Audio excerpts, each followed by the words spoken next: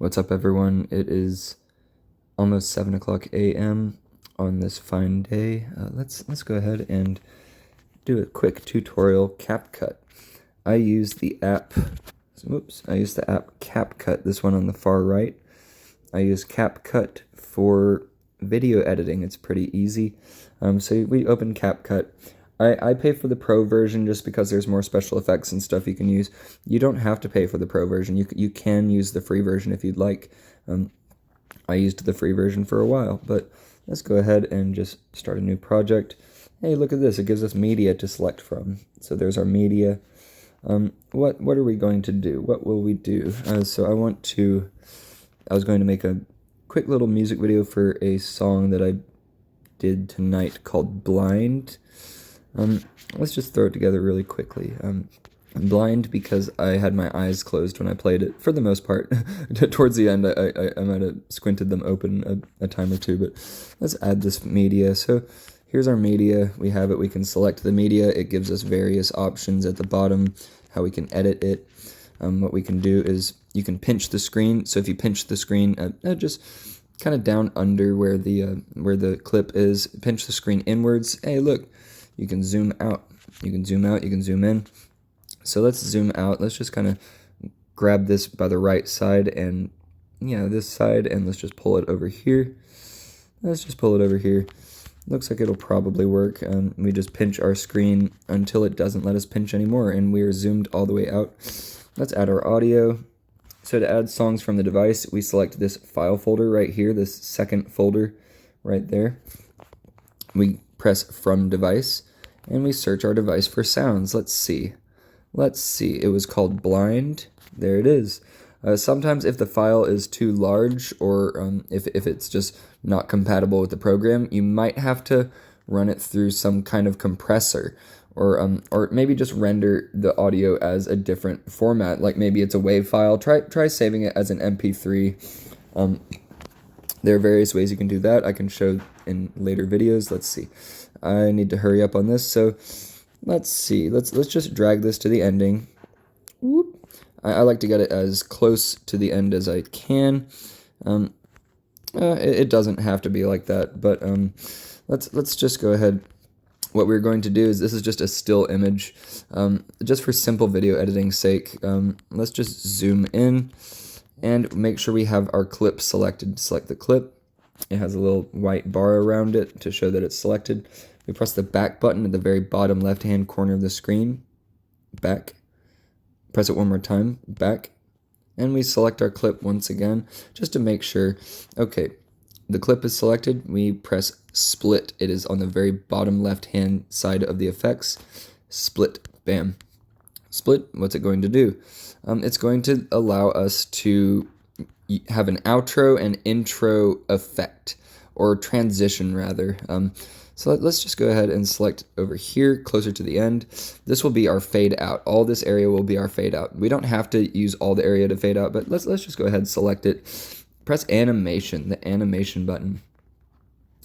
Now let's go ahead and press the out button for an out transition. Press the fade out button, and since we have it split where we want it to start fading out, we can just let it ride. We can just let it ride. So I cranked it all the way up to 33.8 seconds on the fade out.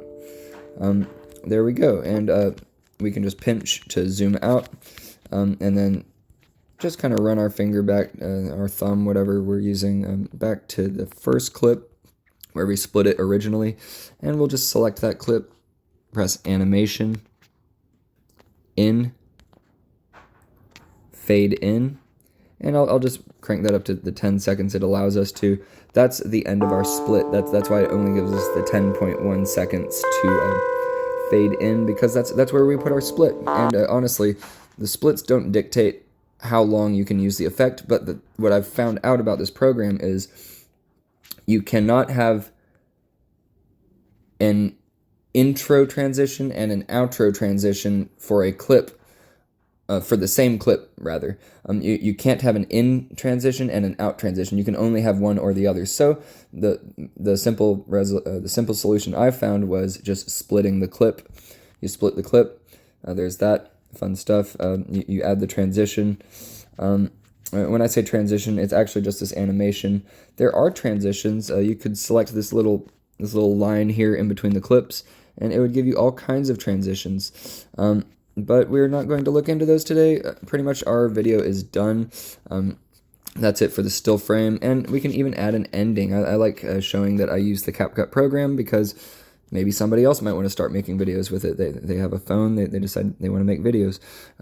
So this is already kind of a lengthy tutorial as it is. It's 5 minutes and 30 something seconds. Let's just go ahead, and what we would do now to finish the product is you can select that 1080p at the top right hand corner. You press the 1080p. You have a 30 frame per second. That's just standard frame rate. You can either go lower than that or up to 50 or 60 frames a second. If your resolution allows for it, you can even render in 2K or 4K. How about that? That's wild. That stuff takes much longer to render, but at the end of the day, who cares? Since this is just a still image fading in and out as far as video goes, I'm not going to mess with the 60 FPS because honestly, all it would really be changing is the smoothness of the fade in, and I don't want to make the file that much larger just to have a smoother fade in. So if it was actually like a video that I recorded in 60 FPS, see, you have to have your source media has to be the frame rate that you want to export it as, or else otherwise you're not going to be getting those extra frames. If you record in 30 FPS and then export in 60, you're still going to be getting 30 FPS. So that's just something to consider. A good way to remember, I don't know, let's see, it's about 7 minutes long. We can just cut it here. So then you would just press that arrow in the top right hand corner. You just press the arrow, it exports. It doesn't really even take that long. How about that? And, you know, since this is a screen recording, I don't think I will even have to edit it. Fun times, fun times. So this is a quick little tutorial on just kind of a breakdown of how I use the CapCut video editing application for phones. I'm pretty sure it's got to have an Apple version. I'm using it for Android right now. Here we are on Android, fun stuff. And there we go. Our video is done rendering, and if you know anything about rendering from several years ago, maybe even over a decade ago, something like that might have taken 10 minutes to do, and it just finished in like less than a minute. So, well, it finished exporting in less than a minute. Exporting and rendering is the same thing. I keep taking longer than I say I will, so I'll just go ahead and wrap it up here. Let's try to make it 8 on the dot. All right, take care. See ya.